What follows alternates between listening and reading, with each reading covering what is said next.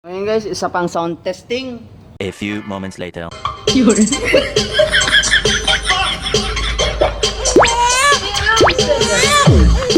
Pwede ba ilayo mo sa akin to? Ayoko makita ito. Balik ang ulo ko. So what's up na naman mga guys, and welcome back to our video. And you guys, so ito guys yung ating setup natin. So kailangan na natin na ilalagay na naman dito sa kanyang monitor case natin. So ito guys yung ating monitor case. So bali na ilagay ko na yung mga switch niya, yung switch control. So yan, dahil naiakyat na natin dito lahat ng mga gamit namin. So paunti-unti na iaakyat na natin yung mga gamit. Ayan, ito guys yung mga gamit natin. Tapos dito sa kanyang setup natin is kompleto na yan. And ito yung ating amplifier natin. Ito guys, so isa-isay na natin na ilalagay dito para hindi na magulo yung kanyang mga processor natin. So iisa na lang yung ating nakalagay dyan. Tapos dito sa speaker, okay na din to. So may mga kulang pa tayo dito, mga wiring. So bibili pa tayo ng mga wiring, tapos connector. So yun lamang. So kumpleto na yan. So guys, nailagay ko na po yung dalawang amplifier. Tapos yung ating mga crossover and equalizer. Tapos meron pa tayong isa pang equalizer. So gusto ko na sanang ipagsama ito dyan sa kanyang house niya. Eh napag-isipan natin na parang hindi kakasya dito kasi malaki yung isang equalizer yan. Tapos ito, dalawa is pwede to. Kasya to. Ayan. So diyan ko na lang ilalagay. Tapos yung dalawang processor na ito, yung crossover tapos equalizer is diyan na lang sa loob. Tapos nakapatong na lang yung mixer diyan sa taas. So yan, set up na natin.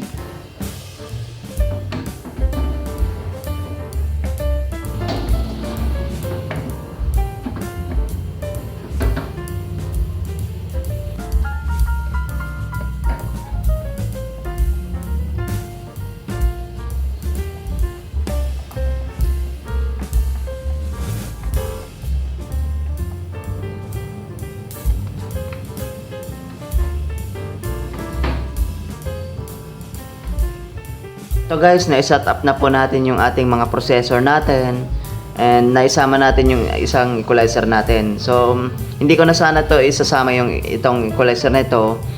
So may nag-request kasi sa atin si Mark Angelo Abad sa ating comment section na i-demo ko daw yung ano yan, dalawang equalizer tapos isang crossover connection. So pag ano natin, pagbigyan natin to, so dahil na-set up na natin to lahat, dahil nandito na tayo sa ating bago natin na ano yan, kwarto.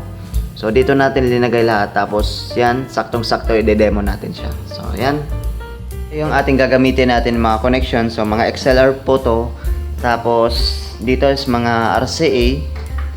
So yung iba dito is mga luma na, so wala pa tayo kasing budget. So babaguhin natin yung iba dyan na connector natin. And yan. Tapos dito sa kanyang source natin is 3.5 to RCA sa cellphone. Ayan. Tapos sa mga saksakan or yung mga outputs, dito natin lalagay. So ito guys, lagyan na natin, connection na natin siya. Ito na po guys yung ating resulta natin ng ating mga connection natin. So medyo malinis na siyang tignan. So bali yan, maganda na yung tignan. Tapos dito sa kanyang equalizer, so nagbawas tayo ng mga connector. Ito na yung mga connector natin. So yung ginawa ko lang dito is in tapos out. Ayan, yung kulay red niyan is sa input, tapos yung output niyan is papunta na sa crossover, palabas na dito sa kanyang ano yan, pang base na amplifier. So ganun lang kadali. So ayan, diretso na tayo sa ating sound check. So connect na natin yung speaker, tapos diretso na tayo na magte-testing. So tara. Guys, ready na yung ating setup natin. So yung sounds natin ay ilalabas natin sa labas. So hindi naman masyadong maulan, so medyo makulimlim lang. So ito yung speaker natin. Ayan. So ngayon guys, ito yung ating wire natin. Mga pinaglumaan na wire. So siguro sa mga next, pag may ipon na tayo, ay babaguhin natin yung wire. Kasi malapit na yung ano yan, December or bare months na ngayon. So kailangan na tayong mag-upgrade ng wire. Kahit wire lang muna. So yung ginawa ko lang dito is, ginawa ko siyang active speaker. Meron pang amplifier. So tatanggalin ko na yan. So babaguhin natin, speak on na to. Para madali lang ikabit, plug and play. Ayan. So ngayon guys, na-connect na natin yung mga wiring natin. Pati dito sa kanyang pang sub. Ayan, okay na siya. Then sa kanyang amplifier ay nakakonect na po yan. So tig-isa yan. Ito dito, tapos isa dito. Then sa ABR to dito. So naka ano na tayo, naka plug in na yan. So try na natin. So meron siyang power.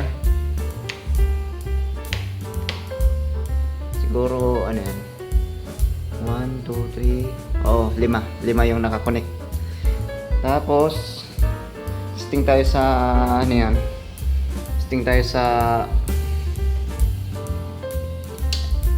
ayan. Okay, gumagana na lahat. Yung equalizer ay yung crossover, parang walang power to. Dito meron na. Sa mixer okay na.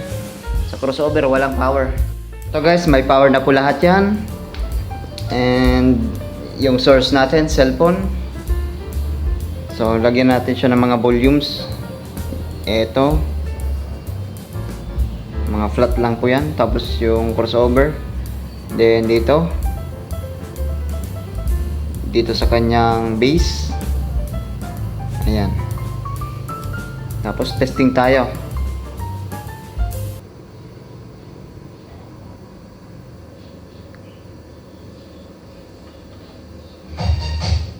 Meron na. So meron na siyang music. So ayusin natin yung timpla niyan. So yung final sound check natin. So yan guys, linipat natin yung speaker natin kasi nagbabadya na naman yung ulan. Ayan. For safety, nandito na naman sila. So ayan. Umuulan na naman kasi. So kung magsa-sound check na sana tayo, so yan. So okay naman yung pang bass natin.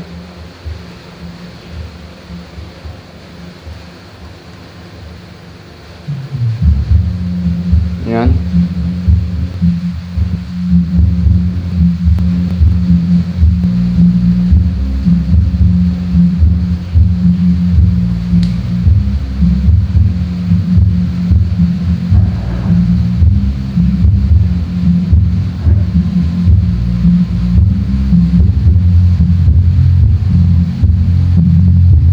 Okay na yung ating base natin.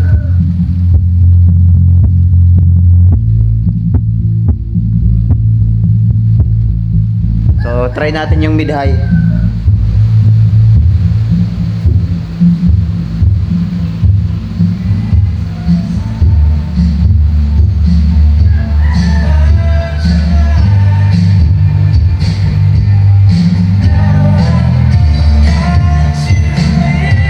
Guys, makakapag sound check na tayo, so hindi na umuulan, so may init na and maganda na yung ating panahon. So yan is final testing.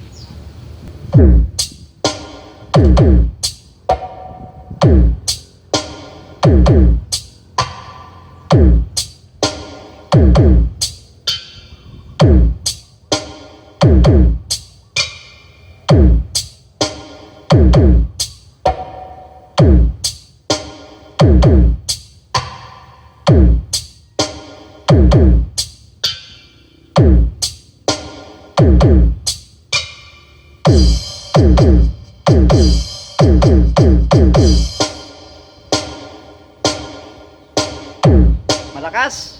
So nagbabibrate na yung ating camera.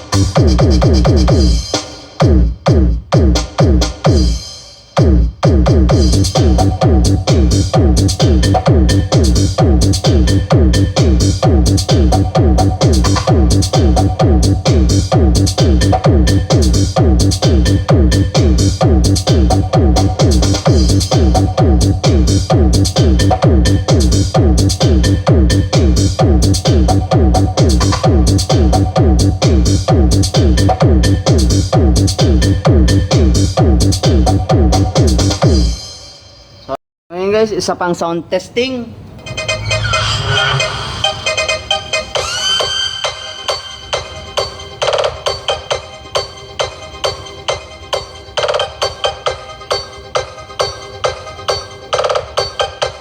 So by DJ Christian na ibigay po yan, tugtog na yan. So ang lakas.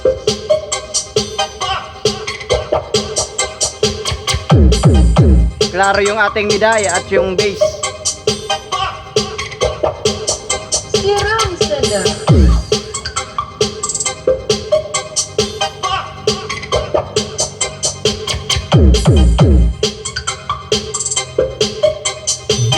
DJ Christian Nightmare Remix.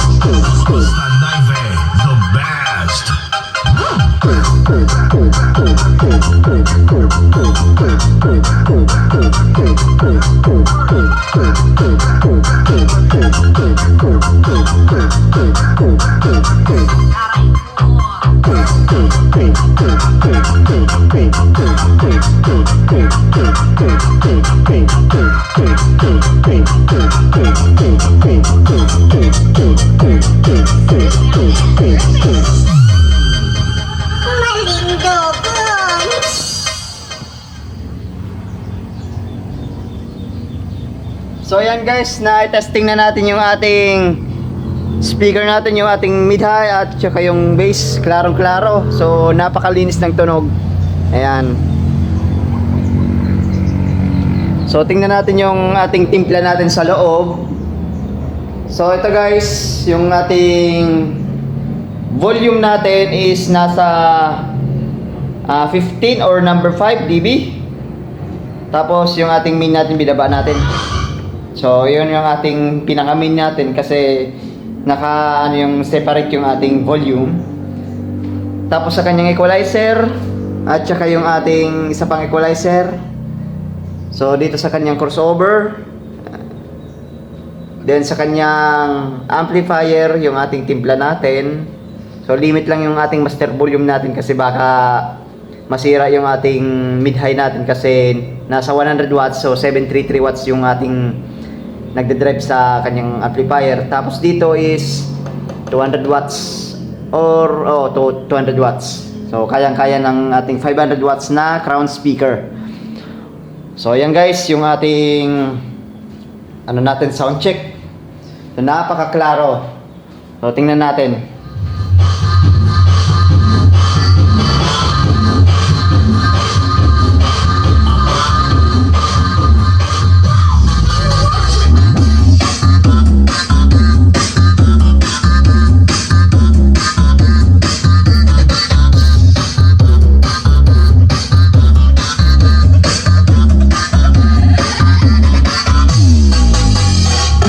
guys, dito na lang tayo magtatapos ng ating video natin. So nahabaan na natin yung ating vlog natin. So baka mahirapan na naman tayo pag-upload. So yan, please ano na lang, please like na lang and share, subscribe na lang sa ating video ko. So yan, thank you so much na lang and next time na lang ulit.